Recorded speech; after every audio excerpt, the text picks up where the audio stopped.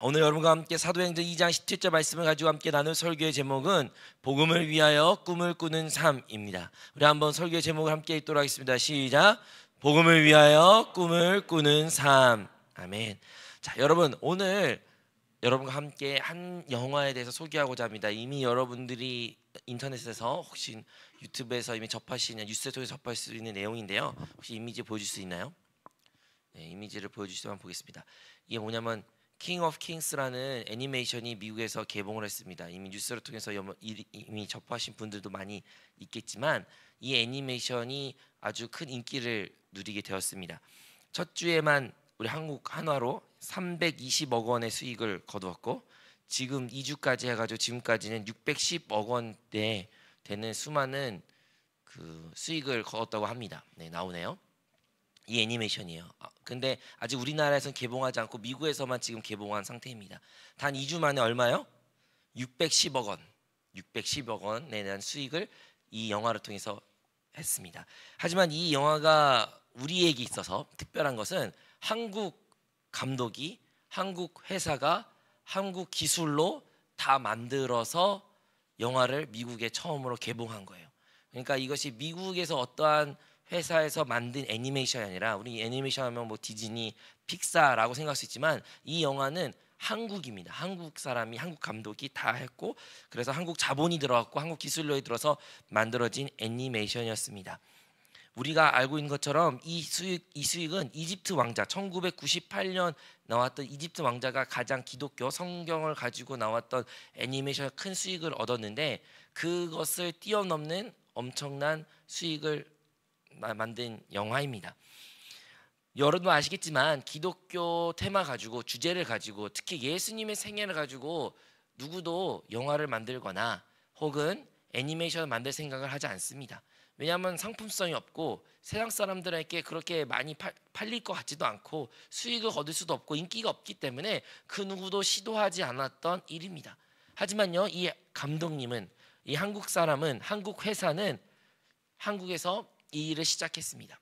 무엇을 위하여? 이 예수님에 대한 이 복음을 세상의 사람들에게 특히 아이들에게 정말로 쉽게 접할 수 있는 통로를 만들어야겠다라는 꿈을 가지고 그들은 그 일을 시작했습니다. 하지만 그 일은 결코 쉽지가 않았습니다. 그 누구도 한국 회사에서 적극적으로 투자를 해주려고 하지 않았습니다. 감독님 말로는 내가 미국에 가서 이것을 만약에 투자를 유치했다면 아마도 쉽게 할 수 있었지만 자기는 그러고 싶지 않았다. 자기에는 꿈이 있었고 특히 한국 감독이 한국 자본으로 한국 투자를 받아 한국 기술력으로 이것이 할 수 있다는 것을 보여주고 싶다라는 그 꿈을 가졌기 때문에 그 꿈을 품고 그를 해왔고 결국에는 그 일을 이루었고 그리고 오늘날 우리가 이렇게 많은 소식을 통해서 접할 수가 있었던 것입니다. 한국에는 7월 달에 개봉한다고 합니다. 저는 개인적으로는 이 영화를 보지 못했고 예고편만 봤는데 예고편도 지금 영어로밖에 없거든요. 근데 예고편 봤는데 감동이 있고 진짜 눈물이 나오더라고요. 이 시대 마지막 시대에 이러한 영화를 정말로 세상 사람들에게 불특정 사람들에게 대다수에게 당당하게 예수님의 복음을 말할 수 있는 이러한 영화가 마지막에 언제 있었을까라는 생각이 들곤 합니다. 이것처럼 나중에 여러분 이 애니메이션 예고편을 보시든가 혹은 좀 영어가 어려우신 분들은 7월 달에 개봉한다니까 그때 맞춰서 꼭 예고편도 보시고 그 영화를 함께 우리 영화를 보면서 그 감동을 나누기를 원합니다. 여러분 이분이 이렇게 놀라운 일을 어떻게 이룰 수 있었을까요? 그것은 이분이 바로 이 감독님이 그리고 그 팀이 그 회사가 꿈을 꾸었기 때문입니다. 하나님이 그들에게 분명한 꿈을 주셨고 그 꿈을 품고 그 꿈을 향하여 그들은 달려갔습니다. 세상 사람들이 바라보기에는 정말로 너무나도 가능성이 낮고 수익이 나오지 않을 거고 그 어떠한 것에서 조롱도 아마도 많이 받고 다른 사람들 무시도 받았지만 그럼에도 불구하고 그들은 그 꿈을 품고 그 꿈을 달려갔던 사람들이 감독이 그리고 그 팀이 우리에게는 큰 도전이 됩니다. 그것이 그 사람들에게 그 감독님에 국한된 이야기는 아닙니다. 사실 성경이라는 전체적인 테마를 보면 꿈을 품는 사람들의 이야기라고 말할 수 있습니다. 창세기부터 계시록까지 끝없이 꿈에 대해서 얘기하고 있습니다. 뭐 대표적으로 우리가 꿈꾸는 사람이라 말하면 요셉을 생각할 수가 있겠죠. 요셉은 꿈을 꾸었습니다. 우리가 잘 알고 있는 것처럼 그 요셉은 형제들의 그 곡식단이 자기의 곡식단에 절하는 것을 꿈을 꾸게 되었고 또한 해와 달과 11개의 별이 자기를 향하여 절하는 것을 그는 꿈을 꾸었으며 그 꿈은 즉슨 모든 자기 형제들이 가족들이 자기를 향하여 섬기고 자기를 향하여 절하겠다라는 하나님의 꿈을 그는 품었던 것입니다. 하지만 그 꿈이 결코 쉽게 이루어지지 않았고 많은 박해와 어려움을 그는 당하게 됩니다. 심지어 그는 감옥에 억울함에 다른 사람들의 모함에 그는 죄인으로서 감옥에 갇힌 그런 신세도 살게 됩니다. 하지만 그는 하나님 주신 그 꿈이 있기에 그 꿈을 포기하지 않았기에 결국에는 하나님이 때 하나님의 방법으로 그 꿈을 이룬 사실을 우리는 잘 알고 있습니다. 그 긴 시간 동안 감옥에 오랫동안 갇혔을 때 그를 지탱할 수 있던 것은 무엇일까요? 그것은 그의 꿈이었고 항상 그와 함께 계신 하나님이었습니다. 우리가 잘 알고 있는 것처럼 시편 105편 17절 19절에 이런 말씀이 기록되어 있습니다. 우리 함께 읽겠습니다. 시작. 그가 한 사람을 앞서 보내셨으며 요셉이 종으로 팔렸도다. 그의 발을 착고를 차고 그의 몸을 쇠살에 메었으니 곧 야훼의 말씀이 응할 때까지리라. 그의 말씀이 그를 단련하였도다. 아멘. 요셉에게 하나님께서 그 모든 것을 아셨기 때문에 요셉을 먼저 그 땅에 보내셨습니다. 비록 그가 그곳에서 차가운 감옥에 또한 여기서는 착고나 몸에 쇠사슬을 메었을지라도 하나님은 그걸 버틸 수 있는 단련할 수 있는 힘을 주셨는데 무엇이요? 하나님의 말씀을 주셨다는 거예요. 그에게 꿈을 주었다는 것입니다. 여러분 요셉뿐만 아니라 우리가 잘 알고 있는 다윗도 마찬가지입니다. 다윗도 하나님으로부터 꿈을 받았습니다. 우리가 잘 알는 것처럼 사무엘이 그에게 나와 기름을 붓죠. 그 뜻은 그의 왕이 된다는 의미입니다. 넌 이제 앞으로 이스라엘 왕이 될 것이다. 하나님께서 너에게 왕이라 주는 그 꿈을 주었다. 너에게 소명을 주었다 라면서 사무엘 그에게 머리에 기름을 붓습니다. 왜 사무엘이 다윗의 기름을 부을까요? 그 이유는 다윗이 가진 그 마음이 하나님께 합당했기 때문입니다. 사무엘상 16장 7절의 말씀입니다. 사무엘상 16장 7절의 말씀 읽겠습니다. 시작. 야훼께서 사무엘에게 이르시되 그의 용모와 키를 보지 말라. 내가 이미 그를 버렸노라. 내가 보는 것은 사람과 같지 아니하니 사람은 외모를 보거니와 나 야훼는 중심을 보느니라 하시더라. 아멘. 그래서 중심을 보시는 그 하나님께서 다윗의 중심을 하시는 하나님께서 하나님은 그를 택하였고 왕으로 세우신다고 약속하셨습니다. 그래서 어떻게 됐습니까? 그는 쉽게 왕이 되지 못했습니다. 그는 왕이 되기까지 도망자의 신세를 졌고 모함을 당했고 죽을 위기를 수없이 당했습니다. 억울한 일도 많이 당했습니다. 그는 나라를 구했던 영웅이었지만 사울은 자기를 죽이려고 했던 사람이었습니다. 우리가 잘 알지 않습니까? 다윗이 얼마나 그가 탄원할 것이 많고 억울한 것이 많았으면 그 수많은 시편이 눈물로 적시면서 썼던 책들입니까? 우리가 시편을 통해서 큰 위로를 얻는 것은 그만큼 다윗이 큰 고난과 어려움 가운데 놓였던 것을 반증한 이야기입니다. 다윗은 어려움 가운데 놓였습니다. 분명히 하나님이 그에게 꿈을 주었고 하나님의 뜻이 무엇인지 알았고 하나님의 말씀을 받았던 자일지라도 하지만 그의 인생은 넉넉지 않았습니다. 그런데 시간이 지나고 하나님 때 하나님의 주권을 온전히 신뢰했던 다윗은 결국에는 하나님이 약속하신 대로 그는 이스라엘의 왕이 되었고 초대 통일 왕국이 되었으며 또한 그 왕이 지금까지 가장 사랑받는 왕으로서 그리고 그 다윗의 계보를 통하여 이 땅에 메시아가 오는 놀라운 역사가 나타난 것을 우리가 잘 알고 있습니다. 다윗도 이러한 꿈을 꾸었던 것입니다. 그러면 신약에 넘어올까요? 신약은 어떠한 꿈 꾸는 사람이 있었을까요? 대표적으로 이 땅 가운데 주님이 오실 수 있도록 하나님은 사람을 필요하셨는데 하나님께서는 한 여자를 택하셨죠. 그 여자가 다름 아니라 마리아입니다. 마리아는 처녀였습니다. 남자를 알지 못한 사람이었습니다. 그런데 갑자기 천사가 나타나서 말합니다. 너 임신할 것이고 너 하나님의 아들을 낳을 것이다. 마리아가 말하죠. 저는 처녀라서 남자를 알지 못해서 그럴 수가 없는데요. 그러니까 성령으로 말미암아 네가 아이를 팰 것이다. 근데 여러분 그 시대의 배경을 알아야 돼요. 그 시대에 남편을 두지 않고 아이를 뵙는 것은요 말도 안 되는 일입니다. 또한 남편이 약혼자가 있는데 남의 아이를 뵌다는 것은 그것은 사형입니다. 자기의 인생이 끝나는 것이고 수많은 모함과 억울함과 인생이 보장되지 않은 상황 가운데 있는 것입니다. 지금도 이 자리에 혹여나 여러분이 갑자기 내가 미혼모가 된다 하면 얼마나 막막합니까? 근데 그 시대는 더 큰 막막함이죠. 근데 그 하나님의 꿈을 줬던 그 하나님의 꿈을 들었던 마리아의 반응은 어떤지 아십니까? 기꺼이 그것을 받아들이고 순종했던 그의 모습이 성경에 기록되어 있습니다. 누가복음 1장 38절의 말씀입니다. 함께 읽겠습니다. 시작. 마리아가 이르되 주여 여종이 오니 말씀대로 내게 이루어지이다 하매 천사가 떠나가니라. 아멘. 마리아는 그냥 자기 인생을 하나님께 온전히 맡겼습니다. 그 하나님의 꿈을, 자기의 꿈을 받아들였습니다. 그리고 그 꿈대로 그 순종으로 말미암아 이 땅 가운데 하나님의 아들 예수 그리스도가 오실 수 있게 되었고 태어나게 되는 것을 우리가 잘 알고 있습니다. 이렇게 하나님은 하나님의 뜻이 있고 하나님의 뜻을 이루기 위해서는 반드시 사람을 통해서 일하시는데, 그래서 하나님은 꿈꾸는 사람을 찾으십니다. 하나님의 꿈을 꾸는 사람을 찾으십니다. 왜냐하면 하나님의 꿈을 꾸지 않는 사람은 결코 하나님의 일도 일어나지 않기 때문입니다. 하나님의 주신 약속을 믿고 하나님의 뜻을 품고 세상이 자기를 조롱하고 손가락질 당해도 그 약속을 끝까지 붙잡는 그 사람을 하나님께서는 오늘날도 지금도 찾고 계시고 그 사람을 통해서 하나님의 일은 이루고 있는 것입니다.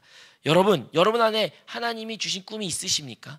여러분 어떠한 꿈을 품며 살고 계십니까? 우리는 모두 하나님의 꿈을 품고 살아가야 되는 하나님의 자녀, 주님의 백성이 되어야 될 줄로 믿습니다. 두 번째로 우리가 기억해야 되는 것은 뭐냐면, 우리가 기억해야 되는 것은 세상의 꿈과 하나님의 꿈은 다르다는 것입니다. 이것을 분명히 알아야 됩니다. 우리는 우리의 꿈을 꿀 때가 많이 있습니다. 분명히 하나님의 꿈을 꿔야 되지만, 하나님의 꿈을 우리에게 주신 적도 있겠지만, 그와 별개로 나의 꿈, 세상이 나에게 심어주는 꿈을 꾸며 우리는 살아갑니다. 세상은 무엇을 말합니까? 세상은 끊임없이 우리에게 무엇을 주장합니까? 성공해야 된다, 돈을 많이 벌어야 된다, 인기를 얻어야 된다, 인정받아야 된다, 높은 지위로 올라가야 된다, 다른 사람의 시선을, 눈치를 봐야 된다 하면서 우리에게 세상이 말하는 성공의 잣대를 많이 알려주고, 그리고 그 꿈을 꾸도록 만듭니다. 좋은 집을 사야지, 좋은 차를 사야지, 좋은 것을 입어야지, 좋은 것을 먹어야지, 좋은 사람과 만나야지, 좋은 아이를, 자녀를 키워야지, 좋은 대학을 보내야지. 우리는 끝없이 세상이 말하는 꿈을 나의 꿈으로 받아들이고 그 꿈을 꾸며 인생을 살아가는 것입니다. 그런데 성경은 단호하게 말합니다. 이것은 모두 정욕에 속한 것이라고요. 요한일서 2장 16절과 17절의 말씀입니다. 읽겠습니다. 시작.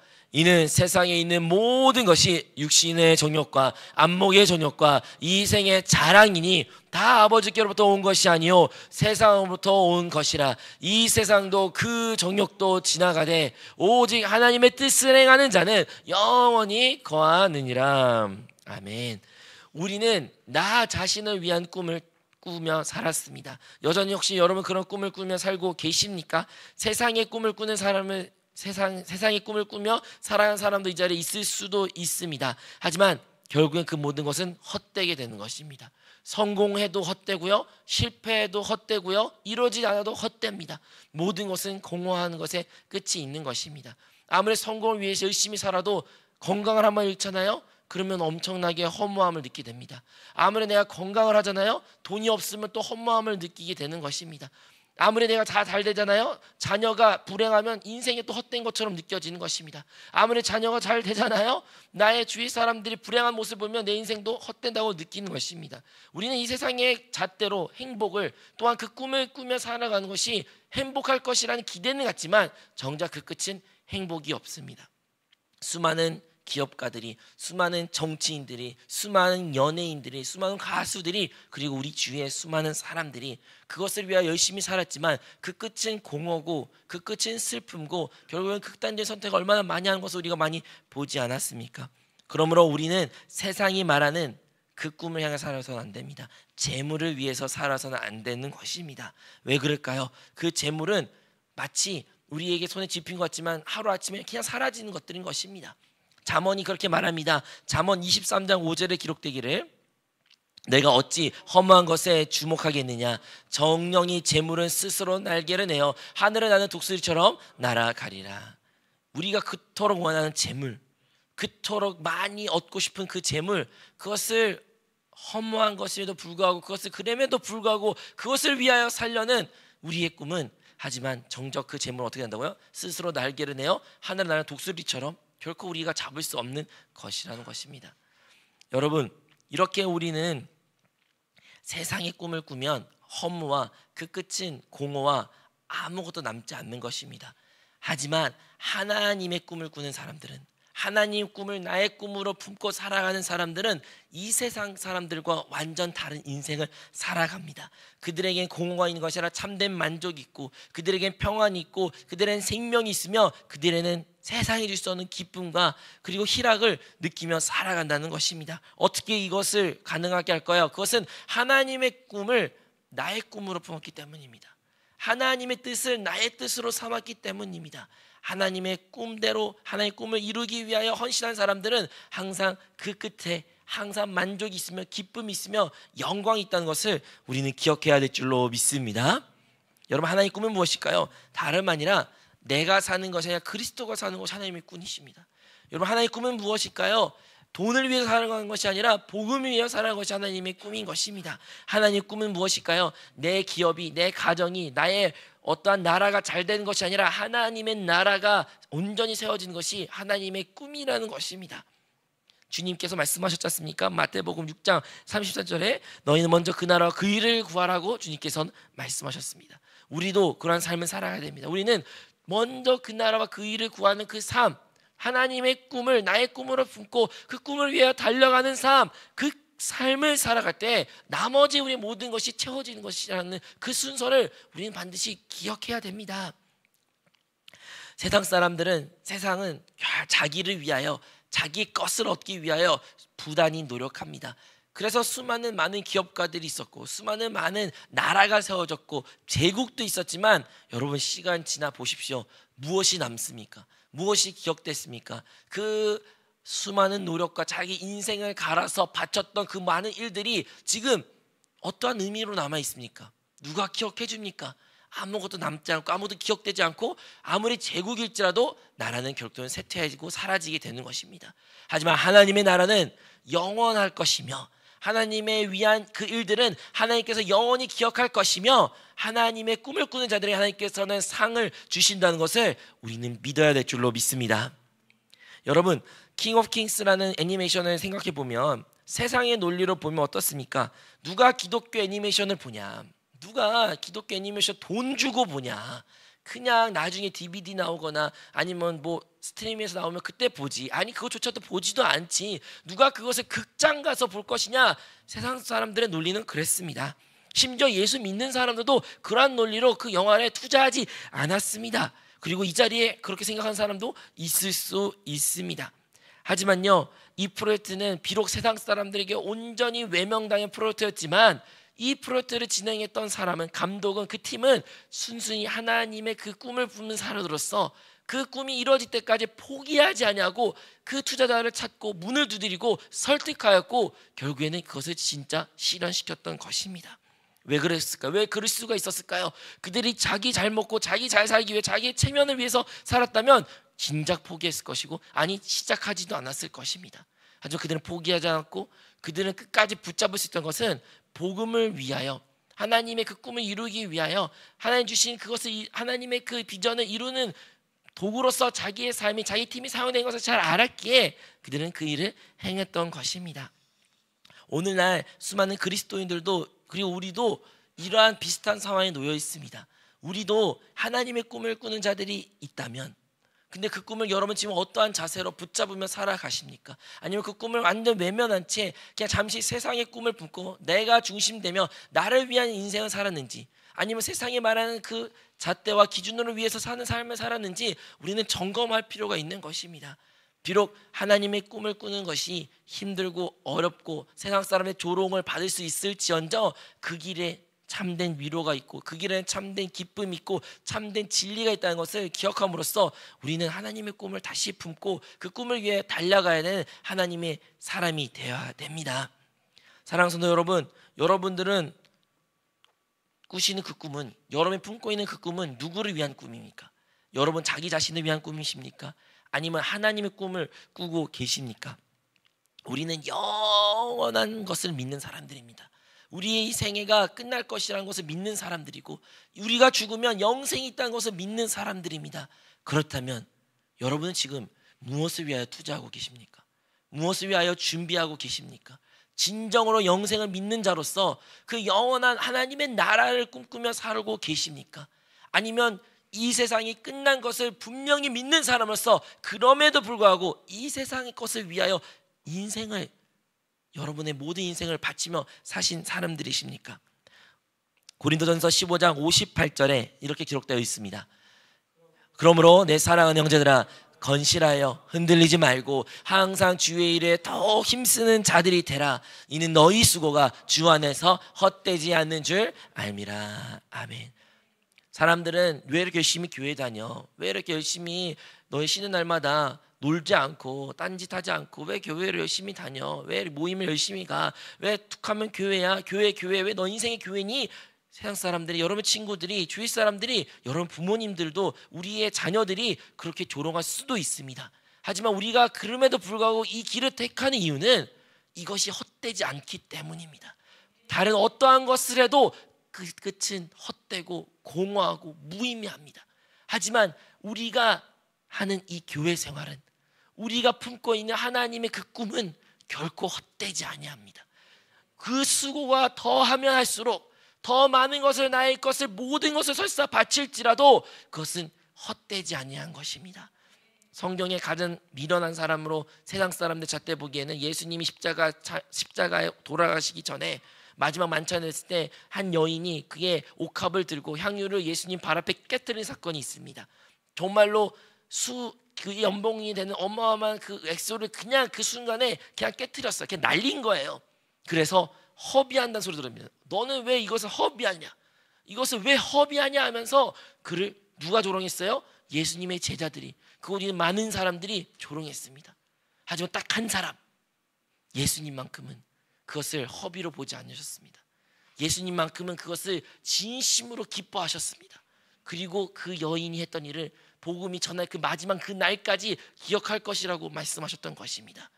여러분, 우리가 복음을 위하여, 하나님의 꿈을 위하여 교회 생활, 몸된 생활, 이 자리의 예배 생활, 신앙 생활, 믿음 생활, 주님을 따르는 그 생활은 결코 헛된 일이 아닙니다.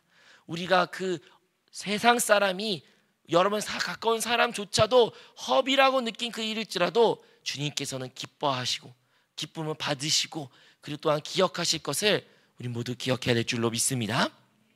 자, 세상의 꿈이 아니라 우리 모두 하나님의 꿈을 품고 살아가야 됩니다. 그렇다면 하나님의 꿈을 품고 살아가기를 결단하였으면 그 다음에 우리는 일상 가운데 어떻게 살아가야 될까요? 정말로 거창하지 않습니까? 그래, 나 오늘부터 하나님의 꿈대로 하나님의 꿈을 품고 살 거야 라고 말하지만, 여러분, 근데 사실 그 꿈을 이루는 일은요, 거창한 결단일지라도 그 실천한 일은 작은 일입니다. 매우 작은 일입니다. 우리가 그것은 순종이라고 말합니다. 우린 그것을 순종이라고 말해요. 근데 어떤 순종이요? 심지어 작은 순종이에요. 너무 작은 순종이에요. 우리는 큰 일이 있을 때 정말 큰 순종이, 큰 일이, 큰 결단이 필요할 거라 생각하지만 큰 일에는 어떻게 일어나냐면 작은 순종으로부터 비롯된다는 것입니다. 여러분, 우리가 잘 알고 있는 것처럼 모세도, 또한 엘리야도, 또한 수많은 선지자도, 성경에 기록된 아브라함도, 많은 사람들이 있지만 그들은 하나님의 일을 이루었던 놀라운 주역의 배우들입니다. 근데 그들이 어떻게 그 일들을 행할 수 있었을까요? 다 그냥 순종했어요. 작은 일에 순종했어요. 별일 아닌 것에 그냥 순종했어요. 좀 더 실질적으로 예를 들까요? 예를 들어 모세가 홍해를 바다를 갈라졌을 때 하나님께서 그에게 뭘 요구했습니까? 그냥 지팡이 들고 바다를 향하여 치라는 말만 했어요. 정말로 근데 그 말 같지 않는 일인데, 작은 일인데 모세는 그것을 순종한 거예요. 모세 보고 너 이 바다를 갈라라 이렇게 하나님 시키지 않았어요. 모세에게 시킨 일은 그냥 그것을 치라는 거였어요. 물이 필요했어요. 목말라요. 사람들이 물 마시고 싶어 했어요. 하나님이 너 어디 가서 물을 구해와라 이것이 아니에요. 그냥 바위를 치라고 할 때 물이 나왔던 것이에요. 예수님도 마찬가지입니다. 오병이의 사건이 있을 때 너희들 저 사람들은 먹이라 했을 때 어서 빵을 구워와서 돈을 내서 대출을 받아서 그것을 해라, 이걸 말하는 것이 아니라 그들에게 작은 순종이 필요했던 것입니다. 그래서 오병이를 가졌을 때 예수님께서는 그 무리들을 다 먹이셨던 사건들을 우리가 잘 알고 있습니다. 이처럼 하나님께서는 우리에게 무엇을 원하시냐? 작은 일에, 정말 그 작은 일에, 보잘것없는 일에 그 일을 기쁨으로 충성되게 순종한 일을 원하신다는 것을 우리는 기억해야 됩니다. 왜요? 그래야 하나님께서 더 큰 일을 맡길 수 있기 때문입니다. 누가복음 16장 10절에 이런 말씀이 기록되어 있습니다.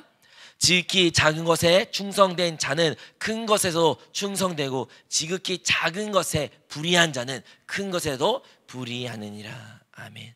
우리가 하나님의 꿈, 거대한 것을 말한 것처럼 말합니다. 그리고 거대한 것입니다. 그 하나님의 꿈에 내가 동참할 수 있다면 그 일에 내가 한 중요한 역할을 감당할 수 얼마나 영광스러워요. 하지만 그 일은요, 어디서부터 시작되냐면 작은 일의 순종과 충성에서부터 비롯되는 것입니다. 그것이 교회 생활을 내가 담당하는 어떠한 지역, 아니 어떠한 봉사, 아니면 나의 가정, 나의 학업, 나의 직장 생활, 나의 어디든 간에 그곳 가운데 그 작은 그 어딘 순간에 주님의 인도하심에 순종하고 그곳 가운데 충성될 때 하나님께서는 그에게 더 큰 일을 맡긴다는 것을 기억해야 됩니다. 여러분, 우리는 이 땅 가운데 살아갈 때 결코 잊어서 안 될 한 가지 사실이 있는데, 그것은 주님이 이 땅 가운데 오셔 죽으시고 부활하셔 승천하사 이제 보혜사 성령으로 모든 믿는 이들과 함께 있다는 사실을 그렇게 잊어서는 안 됩니다. 이 자리에 주님이 함께 계십니다. 이 자리에, 그리고 우리 거듭난 영 가운데 주님이 함께 계십니다. 왜 이 말이 중요하냐면 그분은 그냥 있는 것이 아니라 우리 안에서 말씀하시고 우리 안에서 우리의 삶을 인도하시고 우리 안에서 주님의 뜻을 끊임없이 알려주시는 것입니다.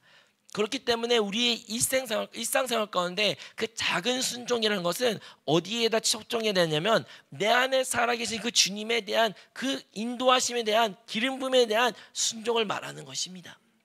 요한복음 14장 16절에 우리는 주님께서 이렇게 말씀하셨습니다. 내가 아버지께 구하겠으니 그가 또 다른 보혜사 너에게 주사 영원토록 너희와 함께 있게 하리라. 우리가 보혜사라는 단어를 배웠죠. 변호사라는 것이에요. 변호사란 뭐예요? 내가 말하고 싶고 어떤 사건에 대해서 말하고 싶고 내가 자신의 변론하고 싶고 주장하고 싶은 것들이 있어도 변호사가 대신 다 말해주는 거예요. 변호사가 다 알려주는 거예요. 왜요? 변호사가 더 잘 알기 때문에. 변호사가 더 잘 제대로 그리고 나를 위하여 가장 좋은 선택을 좋은 말을 대신해 주기 때문에 모든 것을 변호사에게 위임한 것입니다. 그것이 보혜사의 역할입니다. 우리 안에 계신 성령 하나님이 그러한 것입니다. 우리의 인생이 있습니다. 우리가 어떻게 대답하고 싶고 어떻게 하고 싶고 생각하고 계획도 있을 수 있죠. 하지만 우리의 생각보다 우리의 계획보다 우리가 말하는 것보다 우리의 어떤 능력보다 더 크신 분이 우리 안에 계시기에 우리는 그분을 신뢰하며 그분께 물어보며 그분의 인도함을 따라 그리고 그분께 순종함으로 살아가야 하는 것입니다. 사랑하는 여러분, 여러분 안에 살아계신 주님이 함께 계십니다. 보혜사 성령이 함께 계십니다. 그분은 그냥 액세서리처럼 가만히 있는 분이 아니라 우리 안에서 말씀하고 계시고 우리 안에 기름 부음을 부으시며 우리를 인도하신다는 것을 기억하시기 바랍니다. 여러분, 우리가 우리 안에 계신 그 주님께 순종할 때 하나님은 기뻐하신다는 것을 기억해야 됩니다. 여러분, 우리는 주님 안에 내 안에 어떤 성령님의 기름 부으시 있다면 즉각적으로 순종하는 훈련을 받아야 됩니다. 여러분, 우리가 그것을 훈련하지 않으면요, 그것을 외면하고 덮으면 우리의 양심은 더 무감각해지고 주님으로부터 멀어지게 될 것입니다. 하지만 진정으로 우리가 하나님의 아들, 주님의 자녀라면 우리는 반드시 주님의 그 영의 인도함을 받아야 됩니다. 성경의 로마서 8장 14절 이렇게 기록되어 있습니다. 무릇 하나님의 영으로 인도함을 받는 사람은 곧 하나님의 아들이라. 아멘. 진정으로 여러분 하나님의 자녀, 하나님의 아들이라는 삶을 살고 계십니까? 어떻게 할 수 있냐고요? 여러분이 진짜 성령 인도함을 받고 살고 있는지 아닌지에 따라 여러분 진짜 하나님의 아들로서 살고 있는지 아닌지가 결단된다는 것입니다. 우리는 성령 인도하셨다는 성령님의 인도하심을 따라 사는 삶을 살아야 됩니다. 성령 하나님은 이 순간에 지금도 아주 세밀한 음성으로 우리에게 말씀하고 계십니다. 우리에게 말씀하실 때 우리는 그 말씀에 귀 기울여야 됩니다. 예를 들어 여러분 어떤 일상생활 가운데 지금 잠깐 기도해야 된다라면 그 순간 모든 것을 멈추고 기도해야겠죠. 용서하라 했을 때, 그런 감동이 있을 때 내가 설사 못한 일일지라도 내 힘으로 하는 것이 아니라 성령의 힘을 의지하여 그분을 용서해야 됩니다. 반대로 그 사람을 품고 사랑하라 했을 때 내가 사랑할 수 있는 존재일지라도 내가 할 수 있는 최선을 다하여 그분을 사랑하는 마음도 우리는 해야 되는 것입니다. 복음을 전파하라, 그 사람에게 복음을 말하라 할 때도 내가 부끄럽고 창피하고 수치스러울지라도 그 일을 순종으로 해야 된다는 것입니다. 기다리고 아무것도 하지 말고 잠깐 멈추라 할 때도 우리는 성령 인도시 따라 멈추고 기다리는 훈련도 할 줄 알아야 됩니다. 모든 일에 있어서 우리는 우리 안에 살아계신 그 주님의 인도하심 따라 순종해야 됩니다. 그 순종하는 사람이 곧 하나님의 꿈을 꾸는 사람이며 하나님의 꿈을 이 땅 가운데 이룰 수 있는 사람이라는 것을 알아야 됩니다. 여러분, 우리 예수님은요, 이 땅에 오셨을 때 온전히 하나님의 뜻을 이루었습니다. 그는 단 한 가지도 자기 뜻대로 행하지 않았다고 말씀하셨어요. 예수님은 모든 것을 아버지의 뜻대로 내가 당했다고 말했습니다. 우리 주님이 그 하나님이셨고 태초에 말씀이셨던 그분이, 하나님의 아들이었던 그분조차도 이 땅에 오셨을 때 그분이 원한 대로 막 산 것이 아니에요. 우리도 이제 예수 그리스도를 믿음으로써 이제 하나님의 자녀된 자로서, 하나님의 아들 된 자로서 이 땅을 살아갈 때 우리의 옛 모습, 나의 옛 자, 옛 생활 방식을 다 십자가에 끝내버리고 우리는 이제 새 사람으로서, 새로운 피조물로서, 주님과 한영된 자로서 주님의 인도하심에 따라 순종하며 살아가야 되는 주의 성도가 되어야 될 줄로 믿습니다. 여러분, 매일매일 성령 인도하심에 따라 민감하게 반응하십시오. 여러분, 훈련하면 그것이 느껴집니다. 목사님 안 느껴지는데요? 목사님 모르겠는데요? 네, 모를 수 있고 안 느껴질 수도 있죠. 그러니 여러분, 못 느껴지면 이 말씀을 통해서 오늘의 묵상을 통해서 여러분 삶 가운데 누구의 교육자나 아니면 여러분 나눔을 통해서 그곳 가운데서 충분히 주님의 말씀을 인도하심을 느낄 수 있는 것입니다. 모르면 물으십시오. 안 물어보는 게 문제인 것입니다. 모르면 물어보십시오. 누구한테? 하나님한테. 모르면 물으십시오. 누구한테? 여러분 지역자한테, 여러분의 교육자한테, 목사님한테. 여러분 물어보면 돼요. 모르면. 근데 모른다고 해서 아무것도 안 하고 무시하는 게 문제인 것입니다. 우리 안에 성령 하나님이 진짜 살아계시고 그분이 인도하셨다는 것을 여러분 진짜 믿으신다면 여러분 그 주님께 집중하고 그분을 바라보려고 힘쓰는 우리 모든 성도가 되시기를 주님의 이름으로 축복하겠습니다. 여러분, 우리의 인생은 하나의 영화 같은 것입니다. 아니, 이 세상이 어쩌면 하나의 영화 같은 것이라고 우리가 말할 수 있고 비유할 수도 있을 것 같아요. 만약에 우리의 인생이, 이 삶이, 이 세상이 하나의 영화라고 말하면 감독은 누구 있습니까? 당연히 하나님이시겠죠. 하나님이 감독으로서 이 모든 세상을 이미 주관하고 계시고 이미 계획하고 계시고 어떻게 찍을 것에 작정도 하셨습니다. 그렇다면 이 하나님이 감독자로서 그 영화를 이끄실 때 우리는 어떤 역할을 해야 될까요? 그 감독이 연출하고 싶은 그 일들을 그대로 연출될 수 있도록 도와주는 것이 그 모든 스태프들의 역할인 것입니다. 스태프들의 역할은요, 감독이 원하는 것을 내 마음대로 바꾸고 내가 하고 싶은 대로 사는 사람들이 아니라 그 감독이 진정으로 원했던, 계획했던, 구상했던 것을 실현시킬 수 있는 것들이 모든 스태프들의 역할인 것입니다. 우리의 인생이 그러합니다. 여러분, 우리의 인생의 참된 주인공은 하나님이시고 우리의 인생의 그 영화 같은 인생 같은 참된 감독은 하나님이시기에 우리는 어떤 역할을 해야 되냐? 내 마음대로 내가 원하는 대로 내가 하고 싶은 대로 살아간 것이 아니라 나의 하나님이 계획하시고 기획하시고 준비하셨던 그 일을 무엇인지 알고 그것들이 이루어지기 위하여 우리는 우리의 온 마음과 정성과 뜻과 목숨을 다하여 그 일을 충성되게 행한다면 하나님께서는 그 모든 것을 기뻐 받으실 것이고 또한 주님 만난 날에 칭찬받는 우리의 모든 종들이 될 줄로 믿습니다. 우리는 우리의 삶으로서 하나님의 복음을 전해야 됩니다. 우리는 우리의 작은 순종으로부터 하나님의 나라가 세워지고 회복된 것을 경험해야 됩니다. 우리는 우리의 인생을 통해서 하나님께 영광을 돌려야 됩니다. 여러분, 너무 거창하게 들리지만 결론은 간단합니다. 우리 안에 살아계신 주님을 다시 한번 바라보십시오. 여러분 안에 살아계신 주님이 느껴지지 않는다면 주님의 이름을 부름으로써 이 시간 통성기도와 예배를 통하여 다시 한번 성령 충만을 받음으로써 내 안에 주님이 함께 계시는 것을 체험하십시오. 그리고 그것을 넘어 우리 일상생활을 돌아갈 때 그것을 잊지 아니하고 순간순간 주님의 이름을 부름으로써 주님과 함께 동행함으로써 주님께 물음으로써 주님께 순종하는 자가 되어 하나님의 뜻을 이루는 우리 모든 성도가 되시기를 주님으로 축복합니다. 여러분, 여러분의 인생, 여러분의 그 인생의 영화는 지금 누가 제작하고 있습니까? 여러분이십니까? 아니면 여러분 하나님이십니까? 우리 모두가 우리 인생을 하나님께 맡기고 하나님이 우리의 인생을 주관하시는 감독자로서 우리가 그 일에 힘쓰는 우리 모든 성도가 되시기를 주님으로 축복합니다.